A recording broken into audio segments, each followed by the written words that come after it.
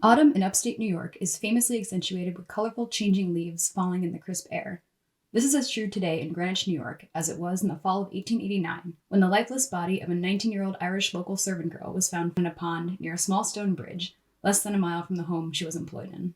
Though the girl herself was not particularly of a notable social stature, several locally politically connected men volunteered to be on the initial coroner's journey. The murder investigation itself was fraught with inconsistencies. However, the events which took place over the next few years to these men would help form a local ghost story, that of Maggie's revenge.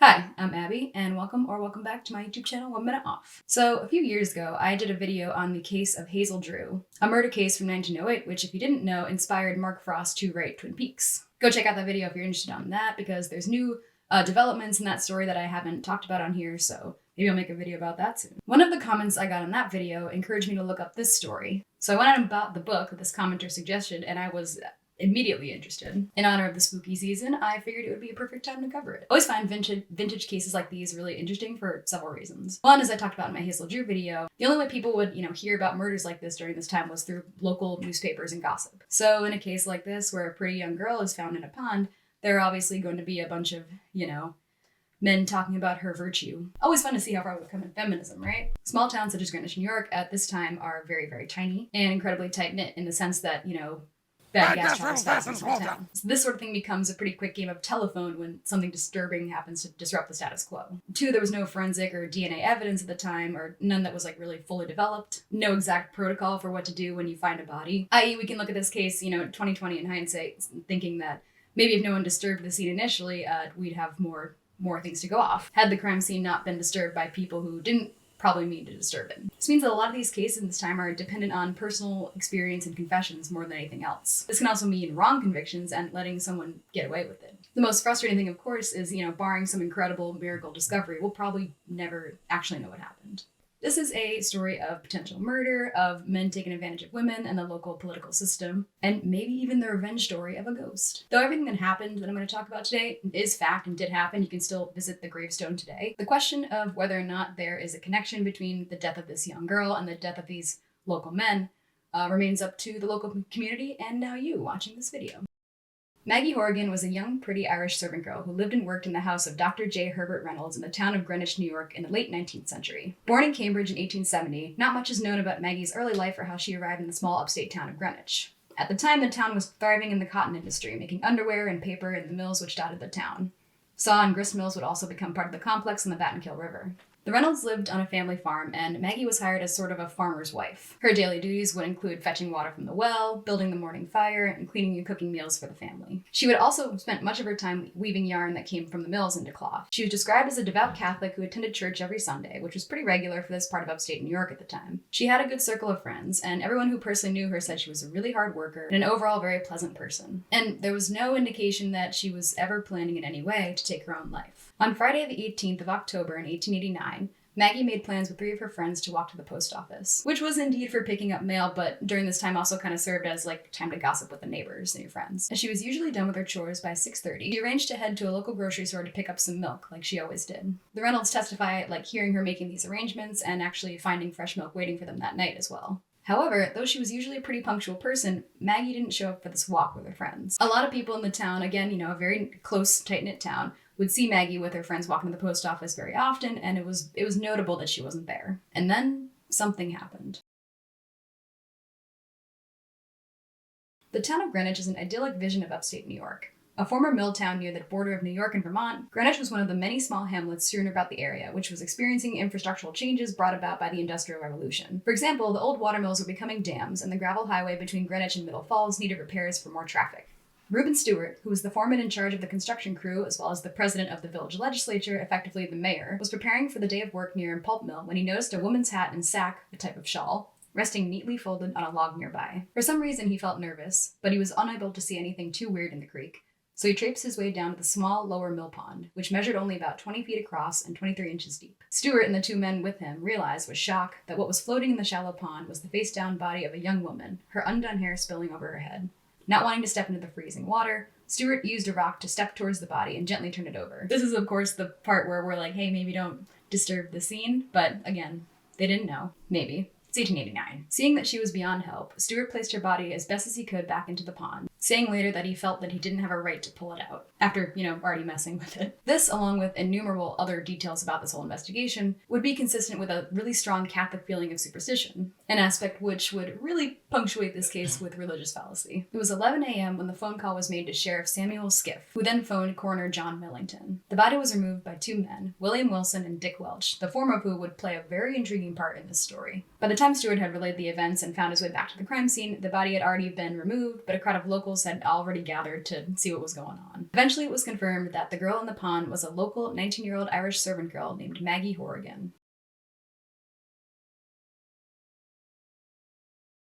The first perplexing part of the following investigation after the discovery of Maggie's body was the composition of the coroner's jury. In 1889, the duty of a coroner's jury was to render a verdict on a death and, if necessary, suggest a guilty party.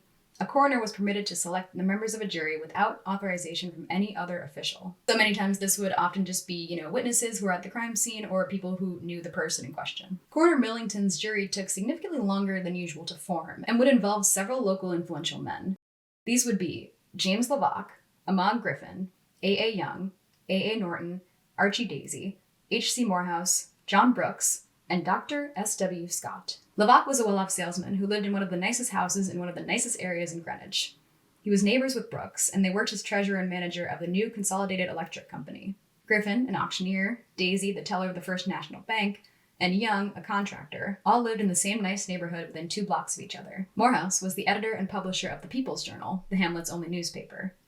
S.W. Scott was a licensed doctor who no longer officially practiced medicine. He was the current owner and manager of the Greenwich Hotel. He was also the employer of William Wilson, one of the men who had pulled Maggie's body from the water. The autopsy was performed in the Bristol Funeral Home. Doctors would find cuts and bruises on Maggie's fingers and a bruise in the back of her head. Most importantly, they would fail to find any water in her lungs. This, combined with the fact that there was no current in the pond she was found in, overwhelmingly concluded that she did not drown. Rather, her death must have happened before her body was placed there. They also found that she had not yet had intercourse either, so potential from social pressures was not possible either. Dr. Scott had at one point insisted that froth was found in the passageways of her lungs, which would have been found in any death as the result of asphyxiation. But then he changed his mind, he changed his testimony, and he said the only difference between drowning and smothering would be water in the lungs, which he himself concluded there was none. This conflict in his testimony was never explained. Despite this, the two jurors, Morehouse and Scott, adamantly proposed that her death was a suicide. After this initial autopsy, the men would adjourn the inquiry for 1 week to allow time for more examination of the stomach and the body.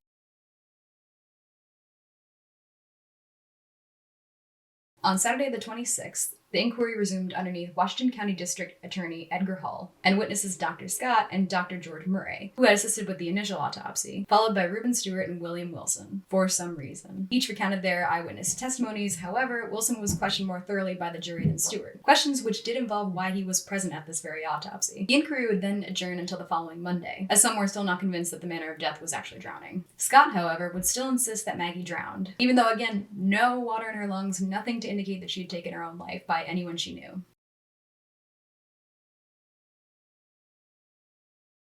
The following Monday, Edgar Hull was replaced by a private attorney from Greenwich, James White. It wasn't really explained why he was replaced, ever. As Maggie was Irish, and at this time, the Irish were seen as, the bottom of the social ladder, 3 young Irishmen from the local town were called in to testify, as maybe they were Maggie's lovers, I guess. However, all 3 of them were cleared of suspicion pretty quickly. A.M. Crandall, the superintendent of the pulp mill, testified to say he believed he did see a woman that he believed to be Maggie standing near the stone bridge, just before the same time as her death. Another man, Thomas Gettings, related a tale that he had heard from a friend earlier, from the same night, wherein he saw 2 men standing by that bridge around 9 p.m. He would call out "hello, boys" to them, but neither of them would answer. Which again was weird because, again, small, tight-knit town. Everyone knows everyone. However, the most important testimony from this day was from 14-year-old Abraham Sipperly, the son of another local doctor. Said he was leading some horses on that same night when he heard a woman scream something to the effect of "no, don't," before her speech was abruptly cut off. Spooky.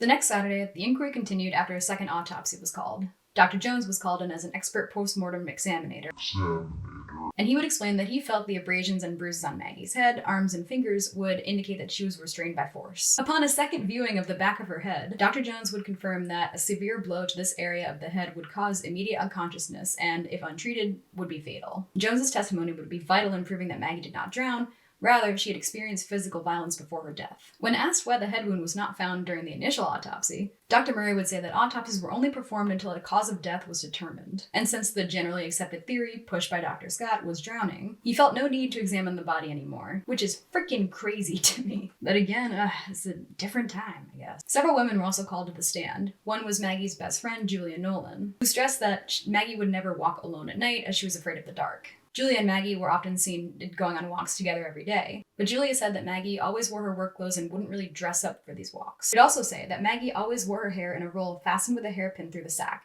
not in the hat, which raised a question as to why her hairpin had been found in her hat, neatly folded on a log at the scene of her death. Also interesting to note was Sarah Austin, a woman who was often mistaken for Maggie. The two didn't know each other very well, but they did interact on an important instance. A few months prior, there were a few drunk men on the way home where Maggie was walking, and so she stepped into the Austins to be escorted home by Sarah's brother. The final witness on this day was J. Herbert Reynolds, Maggie's current employer. He would confirm testimonies of accounts from several other witnesses, as well as do a lot to reject comments that Maggie was out of sorts on the night she died. Finally, the verdict reached at the end of all of this was that Maggie had come to her death from the effects of an injury upon the back of her head, from causes unknown, and from drowning. However, a lot of people were unconvinced, and a lot of questions grew. Why was Maggie's hair down when she was found in the pond, and why were her hands folded out in front of her? Who were the two men on the bridge seen by several people later in the evening? Why did Dr. Scott, a non-practicing physician, get so involved in the investigation and perform the autopsy? Why was William Wilson in the room when the autopsy was performed?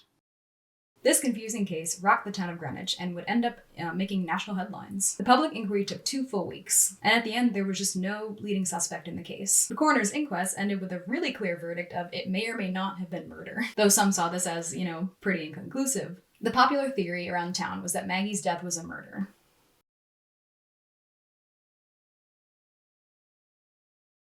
In between the times of the first and second inquiry, which would not take place until January of 1890, a series of newspaper articles from these local papers would be published surrounding the Maggie Horrigan case, which could only be described as the Battle of the Editors. I was going to go into this and show you some of the stuff they said. I'll, put some up on the screen, I guess, but this part of the story is ultimately very, very silly. It's basically these newspapers writing, more clickbaity things to get you to read about Maggie's death. If we can take one very important lesson from this debacle of newspaper stories, it's that, the length of time in between inquiries in Maggie's case led to the public getting quite ahead of the investigation itself. And by getting ahead, I mean slinging rumors and offering really enticing rewards for any information. To make this part short, in essence, at the time, the 3 papers in the local community, the Whitehall Chronicle, the People's Journal, and the Washington County Post, engaged in what would be dubbed battles over the case. While some of the authors and articles aimed to theorize about the truth of what had happened, some were just super quick to add extremely personal commentary, as in the end this would often generate the most lucrative yield for the paper. Everyone wanted to hear what they had to say about it, so they all bought the papers. The Post reeled her death as a murder, while the 2 other journals still insisted that it was a suicide, despite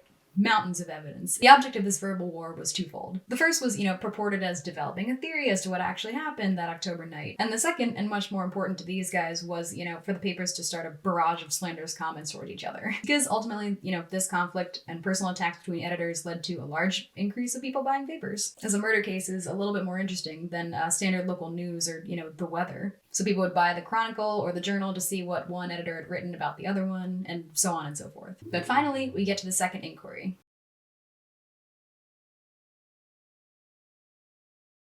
Besides reaffirmations from all of the previous witnesses, not a lot more was discovered until 2 days after the court was scheduled to reconvene. A 14-year-old boy named Edward Scully was arrested after a chase around Rensselaer County. The police were chasing him, I guess. But he would go on to tell the court in front of him an incredible tale of how he had taken refuge in a nearby barn the night of Maggie's murder, and had witnessed the entire thing take place. He testified that from his perch in the barn out the window, he had seen at least 2 men abduct a woman that looked like Maggie in a horse carriage, and restrain her with force, hitting her on the back of the head so hard that her body went limp. Panicking, the men then came into the very barn he was staying in, and after discussing what to do, called for none other than Dr. Scott. He would arrive soon later, trying to help revive the girl, but after realizing he couldn't really do anything to help her, he told the men they could do what they wanted with her body, and he would cover for them. He would not give them away. This 14-year-old Edward Scully's story was pretty astonishing, and if true, could have several nefarious implications in this case. Though there were a few holes in this story, and, he is 14, so it could just be lying his ass off. It was also discovered that a person mentioned earlier, William Wilson, had inexplicably met with Scully before he testified and was alone with him for several minutes before entering the courthouse. This was the same William Wilson who had A, helped carry Maggie's body from the pond, B, worked part-time for Dr. Scott at the hotel, and C, was mysteriously present at the autopsy. A few other witnesses, including house guests of the Reynolds and Reynolds himself, were again called to testify. And Reynolds, being a single man, made him one of the prime suspects. However, through his own testimony and that of his family and friends, the possibility of his involvement was ruled out once and for all. Maggie's close friends and family also maintained all the same things they had said about her before. One interesting thing that came from this inquiry was a farmer named Horace Salisbury. He had traded a local named Al Durling 2 glasses of cider for a wrench. God, I wish that was more of a thing now. But when he took a closer look at this wrench, he realized that there were a few strands of red hair at the end of it, which he thought was weird. Seems like this was never really followed up on, though it seems pretty important, but he could just have been lying for clout as well. By April of 1890, the Maggie Horrigan case would officially close and remained unsolved. Other than the unrelated arrest of Edward Scully and subsequent release, nobody was ever arrested for this. However, without a suspect, the case would simply not fade from people's minds. Regardless of the quality of the investigation, several essential facts were confirmed. Maggie Horrigan was murdered from a head injury that rendered her unconscious. It would not have been possible for her to go to a pond and drown herself after that fact. More than one person was involved in her death. The alleged vehicle that some men used to assault her was not a humble one. Rather, it was a formal carriage which would only be owned by somebody of substance, or rented from a livery by someone who wanted badly to impress. The investigation focused on those from the bottom of the social ladder: Irish immigrants, people of color, and the like. None of the wealthier families in Greenwich were ever questioned, even as certain connections were made between some powerful men who were never looked into further. So I mentioned a vehicle earlier. Now, the author of the book that I have based this video on, Dr. Hollis A. Palmer, has closely studied this case as a longtime resident of upstate New York and the descendant of a family who thrived during the Gilded Age in Saratoga. After reviewing all of the evidence in this case, as well as the testimony from witnesses, Palmer suggests the following theory. On the night of Maggie's murder, 4 local men who had never been questioned in the trial but were seen as suspects by several, Dim Hickley, Paige Hull, Albert Wooden, and Frank Morgan, rented a carriage and drove it from Fort Edward to Greenwich. It is a fact that Al Wooden and Dim Hickley did rent a carriage from Wells Library on the same night of the murder. This was confirmed by none other than District Attorney Edgar Hull. Celebrating Paige Hull's latest election win, they were out driving, and happening to see the young girl out alone that night. These 4 men would go up to her and, perhaps not with attempt to murder but to disarm, hit her in the back of the head with a hand wrench. Then, realizing they had made potentially a fatal mistake, they brought Maggie to the barn where Scully supposedly lay in the rafters above, and proceeded to call the no longer practicing Dr. Scott, who they knew would not alert the authorities. Scott would remove her hat and shawl in order to work on her body, but wearing her hair down was something again that Maggie's friends said she would never do. When it was discovered that he could not help her, the men would suffocate her to make sure she was dead and help carry her body out to the pond outside, to lay her body in the water and make it appear as if she had just drowned herself. The men took her hat and shawl and placed it neatly on the log, as they wanted the body to be at least discovered and buried. Catholic guilt. And allegedly, this all happened as young Edward Scully watched from his window in the barn. Knowing the body would be discovered, Dr. Scott would try and make sure to cover his tracks by sending out his assistant, William Wilson, to see if anybody had found a body the next day. Sure enough, Wilson happened upon the small crowd gathered near Maggie's body and ultimately assisted in moving her from the pond. However, the story would not end there.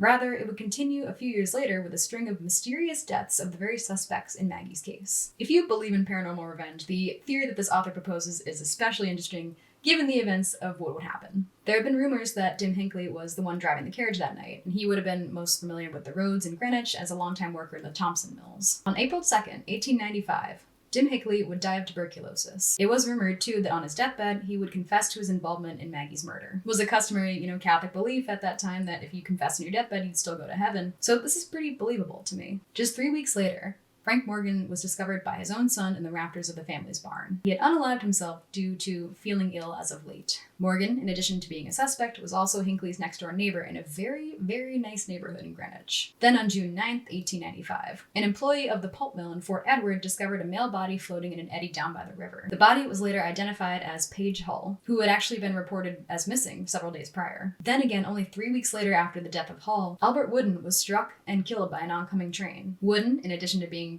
childhood best friends with Paige Hull, had also been in the library business with George Wells, who confirmed to have rented out the carriage to them on the night of Maggie's murder.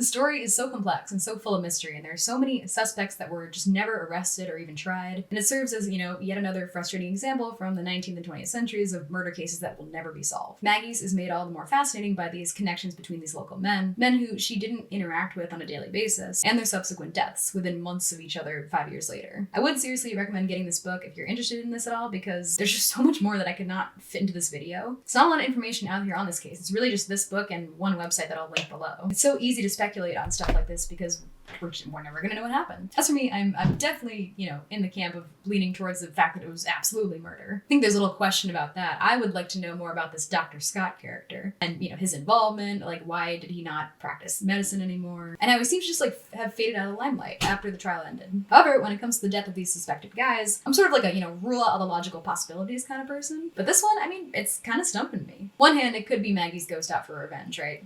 That's cool and fun. On the other hand, people didn't really live long during this time. Tuberculosis was pretty common. And as for the guys who did unalive themselves, guilt is a crazy thing if they did, what we think they did. Let me know what you think down below in the comments about this. I love this case. It's fascinating to me, obviously, and I like covering old stuff like this. And that's the case of Maggie Horrigan. I hope you enjoyed this little vintage murder mystery. Figured it was a good time, October and all. Though I would speculate on how much, in this book is actual, fact. There's not a lot of sources in here, so it's just kind of his research, which I don't want to go off of alone, and which is why I would love to, have more information about this if anyone knows, but I don't know, maybe I'll write a book on it. That's about it for me. Again, thank you so much for all the love on my AI music video. It's still getting views for some reason, which is super cool. What else? My song, Outbound Train, is finally out on all platforms that you can listen to music on. So I'd love you forever if you went and checked that out. Other than that, not much else going on. It's getting pretty cold out. Good thing I got my good sweater on. I'm Abby. This has been 1 Minute Off, and I am gonna go hang some Halloween decorations. Boo.